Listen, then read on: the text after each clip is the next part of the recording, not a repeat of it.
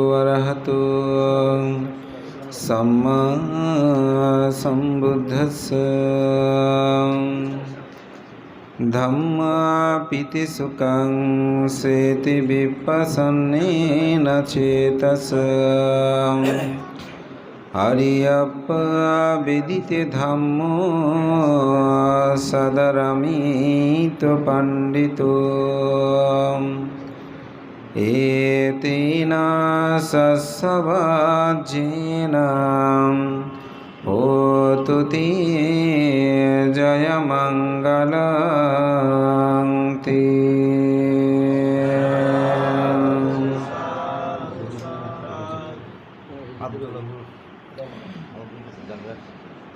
বাবু অভিজিৎ বড়ুয়া এবং ওনার সহধর্মিনী বৃষ্টি বড়ুয়া তাদের কন্যার শুভ জন্মদিনকে উপলক্ষ করে পরিবারের মঙ্গল হিত কামনায় আয়োজিত আজকের এই মহতি পুণ্যময় অষ্টবহিষ্কার সঙ্গদান এবং পরিত্রাণ ধর্ম শ্রবণ অনুষ্ঠানের পরমারাধ্য মাননীয় সংঘপ্রধান চন্দনাইশ ভিক্ষু পরিষদের সুযোগ্য সভাপতি ইপিজেড সার্বজনীন বৌদ্ধবিহারের প্রতিষ্ঠাতা সভাপতি অধ্যক্ষ বাংলাদেশ সংঘরাজ ভিক্ষু মহাসভা কর্তৃক যিনি বারবার সাংগঠনিক সম্পাদক পদে নির্বাচিত হয়েছেন, আমার পরম কল্যাণ মিত্র, বহু প্রতিষ্ঠানের প্রতিষ্ঠাতা, বিশেষ করে বাংলাদেশের উত্তরবঙ্গে স্বধর্ম প্রচারে যে কয়েকজন সাঙ্গিক ব্যক্তিত্বের নাম স্বমহিমায় সমুজ্জ্বল, তাদের মধ্যে অন্যতম আমাদের পরম শ্রদ্ধেয় অধ্যাপক জ্ঞানরত্ন মহাতেরো মহোদয়, প্রিয়ভাজন এস প্রিয়রত্ন ভিক্ষু সহ মাননীয় মহান সংঘ। আমি সংঘের প্রতি বিনম্র চিত্তে বন্দনা জ্ঞাপন করছি। আপনাদের সকলের প্রতি মৈত্রী চিত্তে পুণ্যদান। আজকে যার জন্মদিন তার নিরোগ দীর্ঘ জীবন কামনায় আমার ব্যক্তিগত পক্ষ থেকে এবং সংঘের পক্ষ থেকে পুণ্যদান করছি।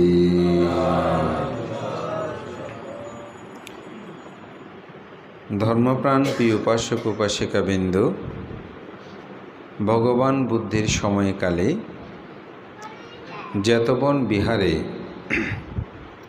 একজন ভিক্ষু দিবারাত্রি সেই অহুসুক করতেন।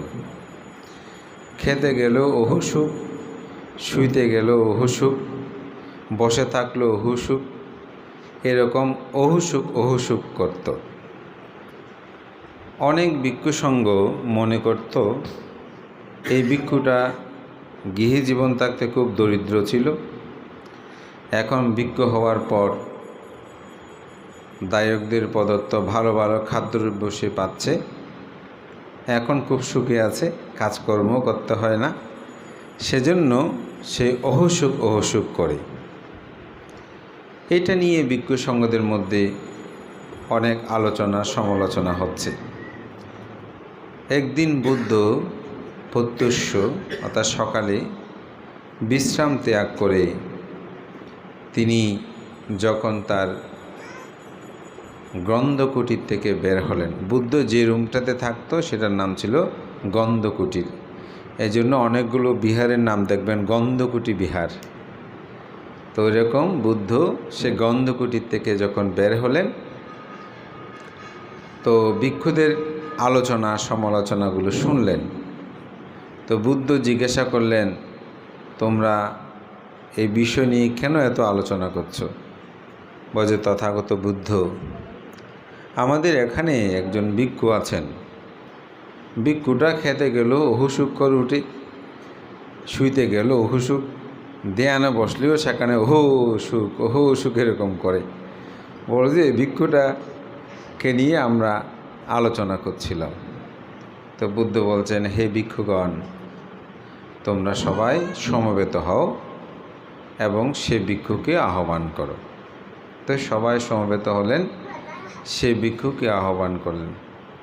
তো সে ভিক্ষুকে বললেন, যে তুমি কি ধ্যানের সময় আসলে অহুসুক করো? তখন তিনি বললেন, তথাগত বুদ্ধগণ কিছু কিছু বিষয়ে জেনেও প্রশ্ন করেন, আবার ধর্মকথা উত্থাপন করার জন্য প্রশ্ন করেন। কারণ বুদ্ধ তো এই বিষয়ে জানেন। কেন বুদ্ধ আমাকে এই প্রশ্নটা করেছেন? ওই জন্য বলছেন, বুদ্ধগণ কিছু কিছু বিষয় জেনেও প্রশ্ন করেন, ধর্মকথা উত্থাপন করার জন্য প্রশ্ন করেন। তা আমি মনে করি বুদ্ধ ধর্মকথা উত্থাপন করার জন্য প্রশ্ন করেছেন। তখন তিনি বললেন যে আমি যে রাজ্যের মধ্যে অবস্থান করতাম সে রাজ্যের মধ্যে প্রভু ও সম্পত্তির আমি মালিক ছিলাম এবং আমার নাম ছিল কপ্পিং রাজা। তার ভিক্ষু নামটাও ছিল মহাকপ্পিন ভিক্ষু। আপনারা অনেকে নামটা শুনেছেন। তখন তিনি বর্ণনা দিতে শুরু করলেন তার জীবন কথা। তো মূলত তিনি অনেক সম্পত্তির মালিক ছিলেন, রাজা ছিলেন। একদিন তার রাজ্যের মধ্যে, সে রাজ্যগুলো অনেক বিশাল না, ছোট ছোট রাজ্য, সে রাজ্যের মধ্যে একদিন কিছু বণিক, অর্থাৎ আমরা এখন যাদেরকে ব্যবসায়ী বলি, তারা বাণিজ্য কারণে সেখানে গিয়েছেন। তো যাওয়ার পরে কুশল বিনিময় করলো যে তোমাদের রাজ্যে, ওনারা শ্রাবস্তী থেকে গিয়েছেন, যে তোমাদের রাজ্যের অবস্থা কেমন, সবাই ভালো তো, তোমাদের কোনো সুখবর আছে কি না, তো ব্যবসা বাণিজ্য কেমন, এই বিষয়ে মূলত রাজা কথা বলছিলেন। যেমন অন্য দেশ থেকে যখন ব্যবসায়ীরা আমাদের দেশে আসে তখন প্রধানমন্ত্রীর সাথে একটা বিশেষ সাক্ষাৎকার হয় না, এভাবে রাজাদের মধ্যে সাক্ষাৎকারে তিনি কুশল বিনিময় করছিলেন। বলে যে না, আমাদের তেমন কোনো সুখবর নেই, তবে আমাদের একটা অন্যরকম সুখবর আছে। অন্যরকম কি? অর্থাৎ ব্যবসায়িক কোনো খবর নাই, তো অন্য কি সুখবর আছে? বলে আমাদের রাজ্যের মধ্যে বুদ্ধের উৎপত্তি হয়েছে। কিসের উৎপত্তি হয়েছে? বুদ্ধ উৎপত্তি হয়েছে। এই বুদ্ধ শব্দটা শোনার সাথে সাথেই তিনি খুব প্রীত আনন্দ অনুভব করলেন। তবে এই ঘটনাটা তার রাজপ্রাসাদের মধ্যে নয়, এটা অন্যত্রে, তাদের হয়তো আলাদা কার্যালয় থাকে না, ওই রকম জায়গায় সেখানে আলোচনা হচ্ছে। তখন তিনি খুব প্রীত হলেন, আনন্দিত হলেন যে বুদ্ধ উৎপত্তি হয়েছে। তখন আবার জিজ্ঞাসা করলেন, বলে যে কী বলছেন, কী উৎপত্তি হয়েছে? বলে যে বুদ্ধ উৎপত্তি হয়েছে। বলে যে আবার জিজ্ঞাসা করলেন, কি? বিশ্বাস করতে পারছে না। বলে যে বুদ্ধ উৎপত্তি হয়েছে। বলে যে খুব খুশি হলাম, আপনাকে আমি 1 লক্ষ মুদ্রা দান করলাম। কেন? শুধু বুদ্ধ উৎপত্তি হয়েছে সেটা আপনি বলেছেন। বলে যে আর কোনো সুখবর আছে? বলে যে হ্যাঁ, আর একটি সুখবর আছে, আমাদের সেখানে ধর্মের উৎপত্তি হয়েছে। এই ধর্মের উৎপত্তি হয়েছে বলে যে আরও 1 লক্ষ টাকা দিলাম। বলে যে আর কোনো সুখবর আছে? বলে যে হ্যাঁ, আরও সুখবর আছে, এখানে সঙ্ঘ উৎপত্তি হয়েছে। তখন তিনি আরও 1 লক্ষ টাকা দিলেন এবং দেওয়ার পর ওখানে যত আমত্ত আছে, অর্থাৎ মন্ত্রী পরিষদ আমরা বলতে পারি, তাদের সবাইকে ওখানে ডাকলেন। ডেকে বলছে যে আমি আর আজ প্রাসাদে যাব না, আমি এখান থেকে শ্রাবস্তী চলে যাব এবং যে বণিক এই সংবাদ বাণিজ্য করতেছেন তারা দিয়েছেন সংবাদটা, তাদেরকে বলছেন আপনারা আমার খবরটা আমার রানীকে দিয়ে আসেন, ওনাদেরকে বলবেন যে আপনাদেরকে আরও 1 লক্ষ করে টাকা দেওয়ার জন্য আমি যে এই সংবাদটা পেয়েছি সেজন্য, এবং আমি তাহাকে বলবেন আমার রাজত্ব, আমার সম্পদ সব আমি আমার রানীকে দিয়ে দিয়েছি, সে এখন রাজ্য পরিচালনা করবে, সমস্ত সম্পদের সে অধিকারী হবে, আমি এগুলো সব ত্যাগ করে চলে যাচ্ছি। এখন মন্ত্রী আমত্ত যারা, তাদেরকে বলছে, তারা বলছে রাজা যদি এই বুদ্ধ ধর্ম সঙ্গের নাম শুনে তিনি যদি রাজত্ব ছেড়ে চলে যেতে পারে, আমরা তো সামান্য মাত্র তার মন্ত্রী উপমন্ত্রী, আমরা কেন থাকব? তখন তারাও ওই ওনাদের বণিকদেরকে খবর দিয়ে, যারা ছিল ওনাকে বলছে যে আমরা চলে যাচ্ছি, আমাদের স্ব রানীকে আপনারা বা আমাদের স্ত্রীদেরকে আপনারা এগুলো অবহিত করবেন। তো এদিকে চলে গেল, ওনারা গিয়ে পৌঁছলেন। পৌঁছার পরে যখন রানীকে বললেন যে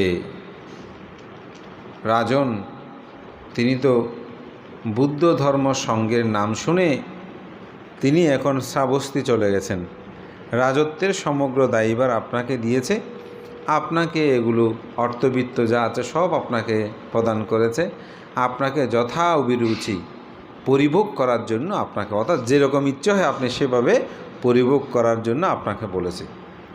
তো বলছে এই সংবাদ শুনে আপনাদেরকে কত টাকা দিয়ে, তারপর বলছে এই সংবাদটা যদি আপনাকে প্রদান করি তাহলে আপনি আমাদেরকে 1 লক্ষ টাকা করে দেওয়ার জন্য বলেছে। বলছে আপনাদের রাজা তো বেশি টাকা দেয়নি, তিনি তো কম দিয়েছে। এই বুদ্ধ শব্দটা শুনে 3 লক্ষ করে দেওয়া দরকার। তখন রানী তাদেরকে 9 লক্ষ টাকা দান করলেন এবং তিনিও বললেন যদি তিনি এত বিভব ও সম্পদ পরিত্যাগ করে আমাকে দান করে তিনি বুদ্ধ ধর্ম সঙ্গের নাম শুনে চলে যেতে পারে, আমি কেন থাকব? তখন ওই মন্ত্রীদের যে স্ত্রীরা ছিল তাদেরকেও ডেকেছে, বলে যে আমার স্বামী তো এখন বুদ্ধ ধর্ম সঙ্গের উদ্দেশ্যে চলে গেছেন, আমিও চলে যাব, তোমাদের স্বামীও ওনারা চলে গেছেন, এখন তোমরা এগুলো যথা অভিরুচি পরিভোগ করো। বলে যে না, আপনি যদি যান আমরাও থাকবো না। তারা সবাই মিলে একসাথে বুদ্ধের উদ্দেশ্যে যাত্রা শুরু করলেন। তো মহাকাব্যিন তিনি তার সব পরিষদ নিয়ে যেতে যেতে অনেক নদী, ওগুলো অনেক কাহিনী, তিনি পার হয়ে যাচ্ছেন। বুদ্ধ সেদিন প্রত্যুষ জানতে পারলেন যে মহাকাব্যিন অতীব শ্রদ্ধায় তিনি বুদ্ধের উদ্দেশ্যে স্মরণে তিনি আসতে শুরু করেছেন। তো আসতে তার এত শ্রদ্ধা দেখে বুদ্ধ নিজেই ঋদ্ধি প্রভাবে সেই তার যাত্রাপথের অর্ধেক পথে তিনি চলে এসেছেন। এসে তাকে বুদ্ধ সেখানে ধর্মদান করলেন। প্রথম ধর্মদানেই তার মধ্যে সেই শ্রোতাপত্তি ফল লাভ করেন, ধর্মপ্রাণ প্রিয়। পরবর্তীতে স্ত্রীরাও এসেছেন, তাদেরকে ধর্মদান করেছেন, স্ত্রীরা শ্রোতাপত্তি লাভ করেছে। তিনি পাতিসম্বিদা সহ অরহত্ব মার্গ জ্ঞানেই উপনীত হয়। তো বুদ্ধ সহ প্রমুখ জেতবনে ফিরে আসলেন। তো সকল ভিক্ষু তো জানে না যে এই ভিক্ষু তিনি অরহত, যার কারণে তিনি যখন ধ্যানস্থ হতেন, তিনি চলাফেরা করতেন, বিমুক্তি সুখের যে একটা সুখ, এটি তিনি খুব বেশি উপলব্ধি করতেন, যার কারণে তিনি বলতেন ওহ সুখ, ওহ সুখ, ওহ সুখ। তো বুদ্ধ সেখানেই তিনি এই গাথাটি বাসন করেছে, যেটা আমি প্রথম গাথা বাসন করেছি, যে ধাম্মা পিতি সুখাংসেতি বিপ্পাচান্নেনা সেতাসা আরিয়াপ্পা ব্যতীতে ধাম্ম সাদারামিত পাণ্ডিত। বুদ্ধ এই গাথাটা সেখানে বলেছিলেন, বলছে হে ভিক্ষুগণ, যিনি ধর্মের মধ্যে প্রীতি লাভ করে, আনন্দ লাভ করে, ধর্মর মধ্যে প্রীতি আনন্দ লাভ করে, তিনি আর্য উপদিষ্ট ধর্মে, আর্য মানে কি মার্গজ্ঞান, বুদ্ধ প্রমুখ যারা মার্গজ্ঞান লাভ করেছেন তাদের উপদেশ অনুসারে তারা প্রতিনিয়ত পুণ্যকর্ম, সৎকর্ম, ভালো কর্ম সম্পাদন করেন। কারা? সে পণ্ডিত ব্যক্তিগণ। তো সেজন্য সুখ হচ্ছে 2 প্রকার, একটা হচ্ছে লৌকীয় সুখ, আরেকটা হচ্ছে কি লোকোত্তর সুখ। লৌকীয় সুখ কি? এই যে আজকে আমাদের অভিজিৎ এবং বৃষ্টি তাদের কন্যার জন্মদিন না, এই সন্তান লাভ করার পরে তাদের মধ্যে একটা আনন্দ উৎপন্ন হয়েছে না? অবশ্যই কি উৎপন্ন হয়েছে। এই আনন্দের পিছনে একটা দুঃখ লুকায়িত আছে। এই আনন্দের পিছনে কি লুকায়িত আছে? দুঃখ লুকায়িত আছে। বান্দে কি দুঃখ লুকায়িত আছে? ছেলে বা মেয়েটার যখন একটু অসুখ হয় তখন কি করে? মা চিন্তিত হয়ে পড়ে, দুঃখ উৎপন্ন হয় না? বাবা চিন্তিত হয়ে পড়ে। আমি মাঝে মধ্যে আমার বিহারে দেখি একেবারে ভিজা কাপড়ে দুপুরে গিয়ে বুদ্ধের সামনে একদম লুটিয়ে পড়ে বন্দনা করে বলে, বুদ্ধ আমার ছেলের জ্বরটা কমে যাক, আজকে অনেক দিন জ্বর কমতেছে না, আমার জীবন নিয়ে যান, তবু আমার সন্তানের জীবন রক্ষা করেন। এইভাবে প্রার্থনা করতে আমি অনেককে দেখেছি। আপনারাও যাদের ছেলে মেয়ে গর্ভে আসা থেকে শুরু করে আমৃত্যু পর্যন্ত বন্দনা করেই কামনা করেন কি আমার সন্তান যেন সুখে থাকে। সন্তান যদি মা বাবাকে দুঃখও দেয় তবু বলে দেবেন তো সুখী হোক, সুখী হোক, সুখী হোক। রাগে কোনো সময় যদিও বলে, যখন দুঃখ পায় তখন মা বাবা কী করতে কান্নাকাটি করা শুরু করে দেয়। অর্থাৎ আপনার সুখ থাকলেও সেই সুখের পিছনে কি আছে? একটা দুঃখ লুকায়িত আছে। এটা হচ্ছে লৌকিক সুখ। স্বামী স্ত্রী বলেন, একজন একজনকে পাওয়ার জন্য বেকুল হলো, কিন্তু পাওয়ার পরে কোনো সময় ঝগড়া হয় নাই? হয়েছে। তাহলে দুঃখ আছে না? দুঃখ আছে। আপনার এরকম একটা বিল্ডিং আছে, ফ্ল্যাট বাড়ি আছে, সুখ পাচ্ছেন, কিন্তু এখানে দুঃখও আছে। এরকম দুঃখ আছে না? আমার দেশনার অনেক সময় বলেছি, আমার এক পরিচিত তো বলে যে বানতে একটু আশীর্বাদ করবেন, জায়গাটা বাক হোক, বাক হলে তারপর একটা বিল্ডিং করব। তো কিছুদিন পর দেখা হলে বলে বানতে আপনি আমাকে আশীর্বাদ করেন না, আমাদের জায়গাটা ভাগ করছে না, বিল্ডিংও করতে পারতেছি না। এরকম করতে করতে আমি একদিন বলে ফেললাম, আমি উপাসক উপাসিকা, এখন যেখানে আসেন অনেক ভালো আছেন, বিল্ডিং হলে দেখবেন দুঃখ আরও বেড়ে যাবে, এরকম সুখ তখন আর পাবেন না। কথার কথা আমি বললাম। তো যাই হোক, কিছুদিন পর তাদের জায়গা বাক হলো। আমি নিজে গিয়ে ওই উদ্দেব বলে যে মন্ত্র আদি সূত্রপাঠক ঘরে আসলাম। তো তারা বাড়িঘরও করলো। তো বাড়িঘর করার পরে বছর দুয়েক পরে আমার সাথে দেখা হলো। এমনি দেখা হয়েছে, সেদিন দুজনের স্বামী স্ত্রী এসে আলাপ প্রসঙ্গ হচ্ছেই। তো আমাকে হঠাৎ করে বলে যে বানতে, আগে আসলে আপনি একদিন কথা বলেছিলেন, আপনার কথাটা ঠিক, যে আগে অনেক ভালো ছিলাম, এখন এই ফিল্ডিং হওয়াতে বেশি যন্ত্রণা, বাড়াটিয়ে যন্ত্রণা, এই যন্ত্রণা, গ্যাস বিল, আসলে মানতে আগে অনেক ভালো ছিলাম। তো যাই হোক, আমি এটাই বলছি যে যত পৃথিবীর ভোগ্য বস্তু আপনার মধ্যে থাকবে, যত আপনি লৌকিক সুখকে ভোগ করবেন, তত আপনার মধ্যে দুঃখ আছে। এই লৌকিক সুখের পিছনে একটা দুঃখ, এটাকে বুদ্ধ অসুখ বলেন, এটাকে কি বলেছেন? সুখ বলেছেন। কিন্তু এই সুখের পিছনে কি আছে? দুঃখ আছে। আর একটা হচ্ছে লোকোত্তর সুখ। লোকোত্তর সুখ কি? লোকোত্তর সুখটাকে অনুধাবন করার জন্য আমরা মঙ্গলসূত্রের মধ্যে শেষে 2টা লাইন বলেছি। 2 লাইনের আগে, পুট্টাস্সা লোকাধাম্মেহি চিত্তাং ইয়াসানা কাম্পাতি আসকাং বিরাজাং কেমাং এতাং মাঙ্গালা মুক্তামাং। এখানে বলা হচ্ছে অষ্টলোক ধর্মের মধ্যে চিত্ত বিচলিত না হওয়া। অষ্টলোক ধর্ম কি? লাভ অলাভ, যশ অযশ, নিন্দা প্রশংসা, সুখ দুঃখ, এগুলোর মধ্যে যার চিত্ত কম্পিত হয় না, তিনি হচ্ছে লোকোত্তর জ্ঞান বা লোকোত্তর সুখ তিনি লাভ করেন। আমরা যাকে শ্রেণী বিন্যাস না করে সোজা এক কথা বলতে অরহত, এই অরহত যখন হয়, তিনি আর লৌকিক সুখ নয়, তিনি ভোগ করেন কোন সুখ? লোকোত্তর সুখ। এই লোকোত্তর সুখের মধ্যে কোনো দুঃখ নাই। এখন বলতে পারেন, ভান্তে অরহতের তো চক্ষু রোগ হয়, অরহত স্ট্রোক করতে পারে বা অঙ্গ বিকলাঙ্গ সমস্যা হতে পারে, ঠিক না? অনেক অরহতকে হাসপাতালে নিয়ে গেছে, আপনারা শোনেন না? বার্মাতেও এ ধরনের অরহতকে ওষুধ খেতে হয়।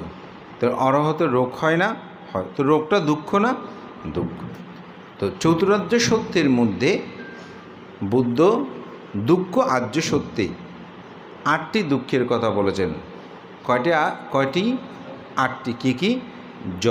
জন্ম দুঃখ, জরা দুঃখ, ব্যাধি দুঃখ, মরণ দুঃখ। কয়টা? 4টা। অপ্রিয় সংযোগ দুঃখ, প্রিয় বিয়োগ দুঃখ, স্ফীত বস্তু অলাভ দুঃখ, যাহা চায় তাহা না পাওয়ার দুঃখ। সংক্ষেপে পঞ্চ উপাদান স্কন্ধ দুঃখ। কয়টা? এখানে 8টা। এই 8টি দুঃখের মধ্যে 4টি হচ্ছে কায় প্রধান, 4টি হচ্ছে চিত্ত প্রধান। যেমন চিত্ত প্রধান কি? কাউকে ভালো লাগে না, এটা কি শরীরে নাকি মনের দুঃখ? মনের দুঃখ। প্রিয় বিয়োগ হলো একটা মানুষ হারিয়ে গেছে বা বন্ধুত্ব নষ্ট হয়ে গেছে, অথবা তিনি আপনাকে ছেড়ে চলে গেছে, এটা কোন দুঃখ? শরীরের দুঃখ নাকি মনের দুঃখ? এটা হচ্ছে মনের দুঃখ।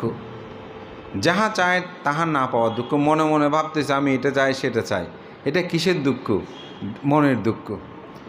পঞ্চ উপাদান স্কন্ধ দুঃখ, যেমন চক্ষু বিজ্ঞান ইন্দ্রিয় মন ইন্দ্রিয়কে দুঃখ দেয়।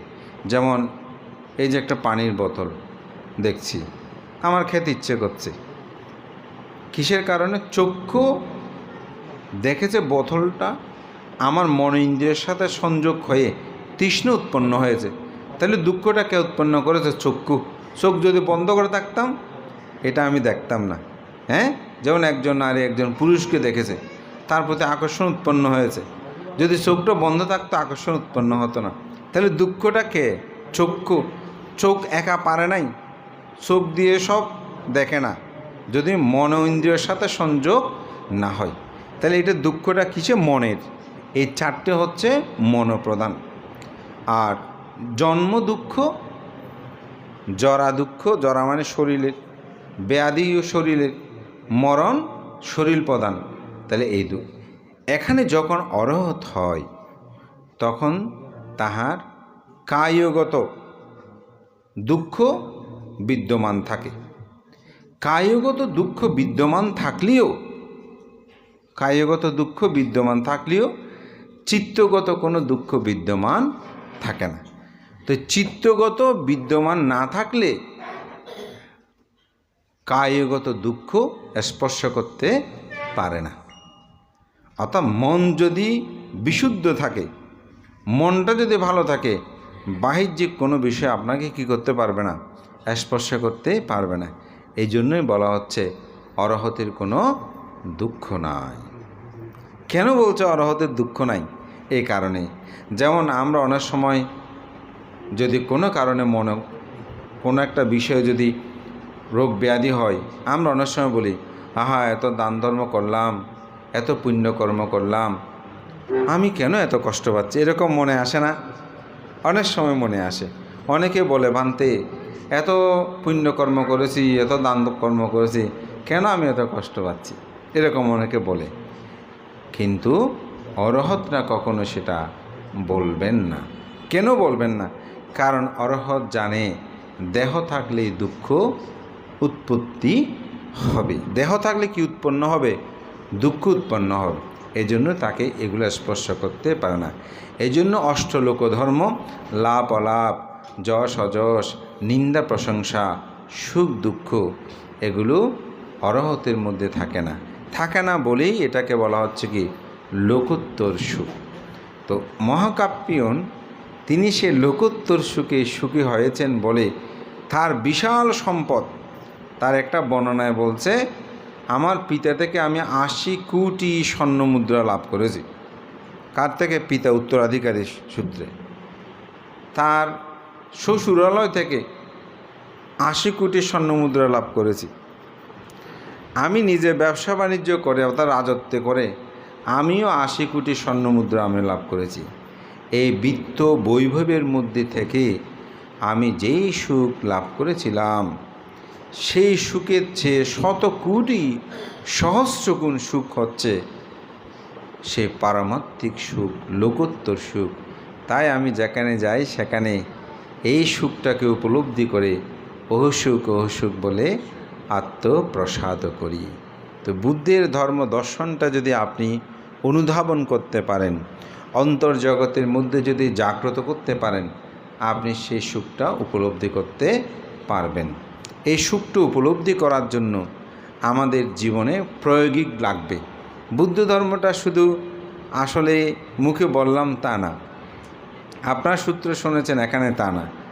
এখানে অষ্টবস্কার বিভিন্ন দান ধর্ম করলেন, আমাদেরকে উৎসাহ করেন, খাওয়া দাওয়া দান করলেন, অতিথিদেরকে দান দিলেন, এখানেই না। এটার একটি প্রায়োগিক আছে। প্রয়োগটা যদি আপনাদের জীবনে করতে পারেন, তাহলে বুদ্ধ ধর্মের শান্তি কথা সেটা আপনারা অনুধাবন করতে পারবেন। যেমন আমি প্রায় সময় দানর কথা নিয়ে একটা কথা বলি। যেমন আজকে এই দানকর্ম সম্পাদন করতে গিয়ে 50,000, 1 লক্ষ টাকা, 2 লক্ষ টাকা ওনারা খরচ করেছেন। এখন অভিজিৎ বাবু যদি আগামীকাল 5,000 টাকা কোনো কারণে হারিয়ে যায়, তিনি এটা সহজে মেনে নিতে পারবেন। কিভাবে মানবেন? তিনি যদি ধর্মটাকে তার হৃদয়ের মধ্যে প্রয়োগ করেন। এটাকে বলা হচ্ছে অ্যাপ্লাইং বুদ্ধিজম, প্রায়োগিক বৌদ্ধ ধর্ম। এটি যদি সে প্রয়োগ করতে পারে, কীরকম প্রয়োগ? সে যদি প্রয়োগ করে যে আমি তো গতকালকেও 1 লাখ টাকা, 1.5 লাখ টাকা আমি খরচ করে দান করেছি, এই 5,000 টাকা নিয়ে আমার এত টেনশন করার তো কিছু নাই। হ্যাঁ, টেনশন করার কোনো বিষয় না, আমি একটু খুঁজে দেখব, পেলে পেলাম, না পেলে না, মনে করি এটাও দান হয়ে গেছে। দেখবেন তিনি মানসিক কষ্ট পাবেন না। মনে তার মধ্যে কি উৎপন্ন হয়েছে? সুখ উৎপন্ন হয়েছে। এখন আপনি যদি কৃপণ হন, কোনো সময় কাউকে 5 টাকাও দান করেন না, এমন মানুষ হয়, এই 5,000 টাকার জন্য তিনি পাগল হয়ে যাবেন। হয়তো দেখবেন যে লিফটে স্টপ করে বসে আছে। এরকম হয়েছে তো অনেক মানুষ হয়েছে। শুধু মানুষ না, আমাদের ভিক্ষুদের মধ্যে হয়েছে যে আছে। কীরকম? এখন সুস্থ মানুষ এ রাত্রে স্ট্রোক করে মারা গেল। ঘটনা কি? বলতে একজনকে 2 লক্ষ টাকা দিয়েছিল, এরকম ওগুলো নাকি আর পাবে না, কেমন বানতে বোধ এটা টেনশন করেছে, এখন বানতে এই অবস্থা হয়েছে। আমি পরে খবর নিলাম, দেখেন, যদি ওনার মধ্যে এর আগে যদি উনি 5 লক্ষ টাকা দান করতো, এরকম হতো, তাহলে তিনি তার জীবনে সেটা কি করতে পারতেন? প্রয়োগ করতে পারতেন। ধর্মটা আসলে ওখানেই, ধর্মটা হচ্ছে ওই জায়গায়। দ্বিতীয়টা শীল নিয়ে একটু বলি। তাইলে আমরা শীল কেন পালন করি? শীলের কারণে আমরা স্বর্গে যাব, শীলের কারণে আমরা নির্বাণ যাব, কথাগুলো আছে ঠিক। কিন্তু আমাদের ছেলে মেয়েগুলো ওরা তো স্বর্গ নরক বিশ্বাস করতে চায় না, ঠিক না? স্বর্গ নরক বিশ্বাস হয়? হ্যাঁ, চোখে দেখে না, সেজন্য স্বর্গ নরক বিশ্বাস করতে চায় না। তা আমি তাদেরকে জোর করে স্বর্গ নরক বিশ্বাস করাতেও চাই না। আমি এই তরুণ প্রজন্মদেরকে বলি, স্বর্গ নরক বিশ্বাস করার দরকার নাই। আপনার ইহু জীবনে কী ঘটছে সেটা আপনি বিশ্বাস করেন। যেমন বুদ্ধ ধর্মের দ্বিতীয় শীল বলছে আপনি কোনো চুরি করবেন না। আচ্ছা, চুরি করলে কি হয়? পাপ হয়। পাপের কথা আপাতত বন্ধ রাখলাম, কেন? স্বর্গ নরক যে বিশ্বাস করে না সেই জন্য। এখন পরিবারের সবাই জানে যে এই ছেলেটা চোর প্রকৃতির, তো সেই বাড়িতে বেড়াতে এসেছে। এখন বাড়িতে কেউ নাই, এখানে যে বৃষ্টি ছাড়া আর কেউ নাই এরই। তো এখন বৃষ্টি জানে যে আমার আত্মীয় হলেও সে কিন্তু চোর, জিনিস ঠিকমতো পেলে সে চুরি করে নিয়ে যাবে। এখন মেয়েকে স্কুলে দিয়ে আসছে, স্কুল থেকে আনতে যেতে হবে। এখন চোরকে তো আর বাসা রেখে দেওয়া যাবে না। তো সে কী করবে? বলে যে আমার কাছ থেকে বলে যে আমার 2টা ডিম লাগবে, ধরো 50,000 টাকা নিয়ে 2টা ডিম নিয়ে আসো, আমি মেয়েটাকে আনতে যাই। মূলত লক্ষ্য হচ্ছে তাকে যে কোনো প্রকারে বাসা থেকে বাইরে রাখা, কারণ চোখে চোখে না রাখলে সম্পদ সে চুরি করে নিয়ে যাবে। তো সে স্কুলে গেল। এখন স্কুলে গিয়ে দেখা গেল যে সেখানে একটা বড় লম্বা প্রোগ্রাম পড়ে গেছে। হঠাৎ করে আপনার বিভাগীয় আপনার এডুকেশন অফিসার এসেছে, ওখানে খাওয়া দাওয়ার ব্যবস্থা হচ্ছে। ওখানে হঠাৎ যেটা 2টায় ছুটি হওয়ার কথা ছিল, উনি তো 1টা বাজে গিয়েছেন। এখন ওখানে খাওয়া দাওয়ার ব্যবস্থা দেখা গেলো 4টা বেজে গেছে। এখন এই 4টা পর্যন্ত এই আত্মীয়টা এখানে কী করবে, ডিম 2টা কিনে এনে সিঁড়িতে উঠে বসাও, এদিক সেদিক ঘুরে বেড়ায়, ক্ষুধার জ্বালায় যন্ত্রণায় দুঃখ পাবে না? এগুলো পেয়েছে তো, কিন্তু ঘটনা আছে, তাহলে দুঃখ পেয়েছে। এখন সে আর স্কুল থেকে আসতেও পারতেছে না, অর্ধেকে কীভাবে আসবে। এখন 4টা বাজে মেয়েকে নিয়ে আসলো, বেচারা না কি ওই ডিম 2টা হাতে নিয়েই এই 3-4 ঘন্টা সময় তার চলে গেল। এসে খাওয়া দাওয়া দিল, তারপরে তাকে বিদায় দিল। আরেক আত্মীয় আসছে তারপরের দিন। সে আত্মীয়টা কিন্তু কোনো চুরি করে না, খুব ভালো, সেই শিলবান। এখন তাকে নিয়ে তো আর কোনো টেনশনের কিছু নাই। তখন সে বলছে, আমি স্কুলে যাচ্ছি, আসতে যদি আমার দেরি হয়, এখানে রান্নাবান্না সব করা আছে, তুমি টিভি দেখো, খাওয়া দাওয়া করে আমি আসতে দেরি হলে তুমি ফ্রিজে আসো সব কিছু রান্নাবান্না, তুমি খেয়ে টেয়ে তুমি ঘুমাবে, আমরা আসলে তুমি দরজাকে ভালো করে ছিটকিনিটা লাগিয়ে দাও। সে চলে গেল, ঠিকই 4টা বাজে আসছে।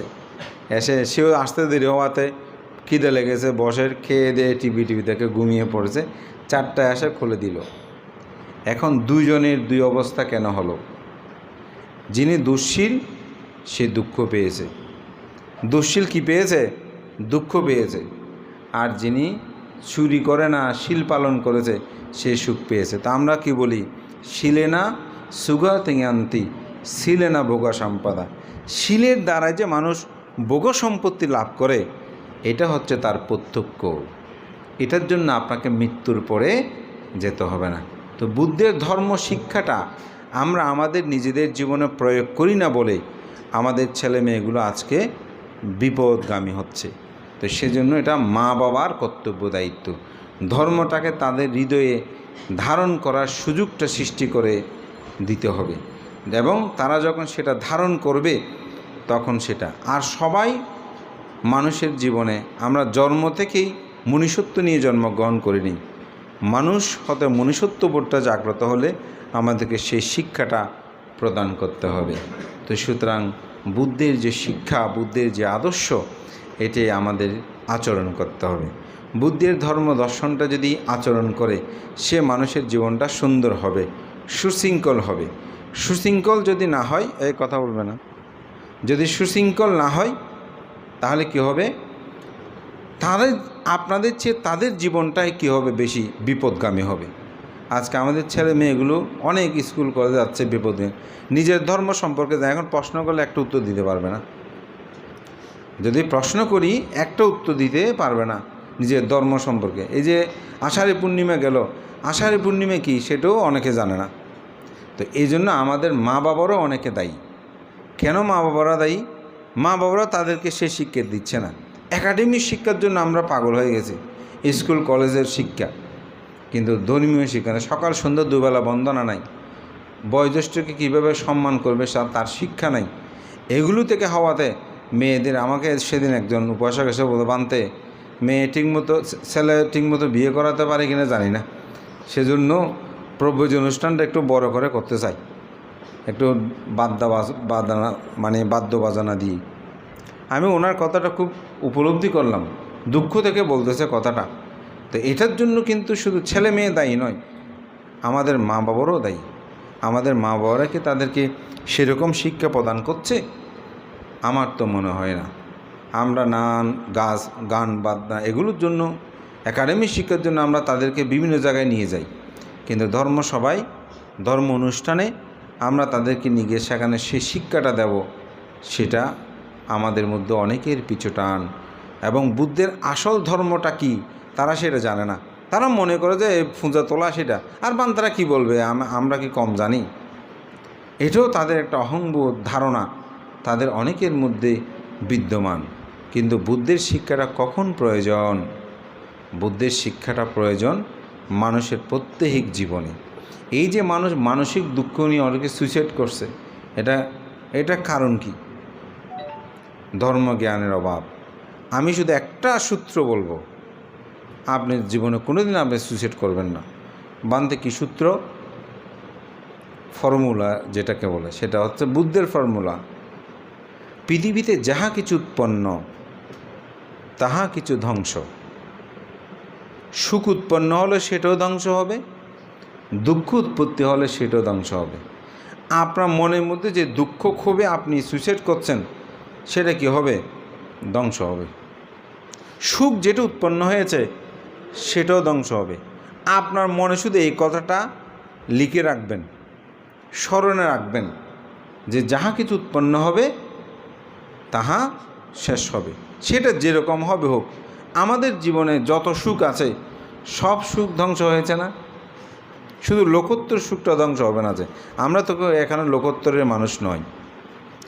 আমাদের মধ্যে যে সুখটা উৎপন্ন হয়েছে সেটাও কি হয়েছে? ধ্বংস হয়েছে। দুঃখ যেটা উৎপন্ন হয়েছে সেটাও কি হয়েছে? ধ্বংস হয়েছে। এই কথাটা শুধু আপনি মনে রাখবেন। যে তো এই জ্ঞানগুলো লাভের জন্য তো বুদ্ধের শিক্ষা। একটি সুন্দর পরিবার গঠনে যদি স্বামী স্ত্রী তারা দুজনে পঞ্চশীলটা প্রতিপালন করে, তাদের আর কোনো কিছুর প্রয়োজন হবে না। কিন্তু তারা সেটা প্রতিপালন করছে না বলে আজকে আমাদের সমাজ গগনে দেখেন এখন ডিভোর্স হচ্ছে, বিভিন্ন জায়গায় হচ্ছে। তো ধর্মটাকে প্রয়োগ করতে হবে। আমার কথা হচ্ছে সেটাই। এই জগৎ সংসারে বুদ্ধ 4টি সত্যের কথা আমাদেরকে বলেছেন। সেই 4টি সত্য কি? প্রথম একটা সত্য বলেছি যে দুঃখ কি, 8টি। এই দুঃখের কারণ ধর্মচক্র প্রবন্ধ সূত্রে বলছে যে কামাতাংহা, ভাবাতাংহা, বিভবতাংহা। কামতৃষ্ণা, ভবতৃষ্ণা, বিভূতি। তৃষ্ণা মানে আকাঙ্ক্ষা। এই আকাঙ্ক্ষা আমাদেরকে কী দেয়? দুঃখ দেয়। আকাঙ্ক্ষা আমাদেরকে দুঃখ প্রদান করে। এই যে কিছুদিন 6 দিন 7 দিন সোশ্যাল মিডিয়াটা বন্ধ ছিল, অনেক মানুষ পাগল হয়ে গেছে। এটা কি? আকাঙ্ক্ষা। এটা কি? আকাঙ্ক্ষা। এটা ছিল না যে আমাদের জীবন চলে নাই, চলেছে। আমারও প্রথম দিন খুব অস্থির লাগছিল, হ্যাঁ এই যোগাযোগটা সব বন্ধ। হঠাৎ আমি ভাবলাম এই যন্ত্রণা, দেশে বিদেশে যন্ত্রণা অন্তপক্ষে কমবে। তারপর কথাবার্তাও কমে গেছে, রেট বাড়িয়ে দিয়েছে। দেখি আর অল্প কথার চেয়ে আর বেশি বলে না। তো দেখলাম যে না, আসলে তো ভালো আছি, মানে খুব সুখী আছি, একেবারে মানে এক অসাধারণ প্রশান্তির মধ্যে ছিলাম। তো আমি যখন আগে ছিল না যে ভালো ছিলাম না, যখনই তৃষ্ণাটাকে ত্যাগ করেছি খুব সুখ অনুভব করেছি। তাহলে দুঃখ আমাকে কী দেয়? তৃষ্ণা আমাকে দুঃখ দেয়। এটাই দুঃখের। তাহলে তৃষ্ণা নিরুদ্ধ হলে দুঃখ নিরুদ্ধ। এই দুঃখ নিরোধের উপায় হচ্ছে আর্য অষ্টাঙ্গিক মার্গ। সে আর্য অষ্টাঙ্গিক মার্গকে সংক্ষিপ্ত হতে শীল, সমাধি, প্রজ্ঞা। তো আজকের যে এই দানাদি কুশলময় কর্ম, এই সমস্ত কুশলময় কর্ম এখানে দানও আছে, শীল আছে, ভাবনা আছে। আমি দুটো শুধু উদাহরণ দিয়েছি যেগুলো আপনাদের জীবনে প্রয়োগ করাটা দরকার। এবং এই প্রায়োগিক ধর্মটি যদি আপনাদের জীবনে প্রতিফলন করেন তাহলে আপনি সুখ লাভ করবেন। এই জন্য অনেক মানুষ দান করে সুখ পায়, মার্গজ্ঞান লাভ না করুক, দান করে সে কী পায়? আনন্দ পায়, সুখ পায়। অনেক মানুষ ভোগ করে সুখ পায়। আমরা যখন স্কুল কলেজে পড়তাম, অর্থাৎ আমার গৃহী জীবনে, আমি ইন্টার পর্যন্ত গৃহী ছিলাম। তো যখন বন্ধুদের সাথে চায়ের দোকানে বা কোনো রেস্টুরেন্টে যেতে পারতাম, বিলটা যদি কারোর উপর তুলে দিতে পারতাম খুব আনন্দ লাগতো। বলতাম যে না, আজকে অমুককে ঠকিয়ে দিয়েছি, বিল তার উপর ধরাইছে। অর্ডারটা বলতাম তুমি দাও তুমি দাও বলে, এরকম বলে এক একজন এক একটা এসে উঠে চলে আসো। সে তাই একা বসে যেত, তখন তাকে ধরতে সে বিলটা পে করতো। এখন বাইরে আমরা খুব আনন্দ করতাম, ও বিলটা তাকে ধরিয়ে দিয়েছি। এরকম না, অনেক মানুষের গাড়ি ঘোড়া একসাথে যাওয়ার সময় আমার ভাড়াটা যদি অন্যজনে দিয়ে দেয় বা তাকে দিয়ে দিতে বলি, আমার কাছে বাংতি নেই, এসে করে খুব আনন্দ পায় না? আসলে কেউ ভোগ করে আনন্দ পায় আর কেউ দিয়ে আনন্দ পায়। এই দিয়ে আনন্দ পাওয়াটার মধ্যেই সবচেয়ে বেশি সুখ। আপনি যখন কাউকে দিতে পারবেন দেখবেন সেটার মধ্যে একটা কী আছে? আনন্দ আছে। যারা এই আনন্দটাকে উপলব্ধি করতে পারে সে মানুষের দানটা করতে পারে, আর যার মধ্যে সেটা নেই সে উপলব্ধি করতে পারে না। তো পৃথিবীতে সেজন্য বহুবিধ মানুষ আছে। তা আমাদের উচিত হবে আমরা যেন দানকর্ম, পুণ্যকর্মগুলো সম্পাদন করে আনন্দ পাই। দেওয়ার মাঝে একটা আনন্দ আছে। এই দেওয়াটাই মানুষের জীবনকে পূর্ণতা দেয়। আজকে অষ্টপরিষ্কার সঙ্গদান মূলত সেটাই। আপনারা আমাদেরকে দান করে, আসলে দান নিয়ে একসময় আমিও আনন্দিত হতাম, এখন আমি দান নিয়ে আনন্দিত হই না। বান্ধে কেন? দান পেলে খুব খুশি লাগতো, ও আজকে অনেক দান পেয়েছি, কিন্তু এখন মন থেকে বলছি, এখন দান পেয়ে বেশি আনন্দ লাভ করি না। বান্ধে কেন? মনে মনে ভাবি আমার অতীত জন্মান্তরের দান ও পারামি বক্ষ হয়ে গেছে, এখন যে দান করতেছে সে পারামি রোপণ করতেছে। সুতরাং আমারটা শ্রেষ্ঠ নয়, যিনি দান করছেন তিনিই আসলে শ্রেষ্ঠ, তিনিই আসলে উন্নত। আমাদের মধ্যে সেই চেতনাবোধটা জাগ্রত হোক। তো যাই হোক, বিশেষ করে আমার পরম শ্রদ্ধেয় জ্ঞানরত্ন ভান্তের বোন মিনু না, হ্যাঁ, উপাসিকা আমাদের বিহারে চাঁদগাঁওতে প্রায় সময় বৃষ্টি ওনার মেয়েদেরকে সাথে নিয়ে যেতেন। যেহেতু ভান্তের বোন আমাদেরও বোনের মতো, এবং বৃষ্টি আমাদেরকে এখনও মামা এমনভাবে ডাকে যেন জ্ঞানরত্ন ভান্তের সাথে আমরা পৃথক নয়।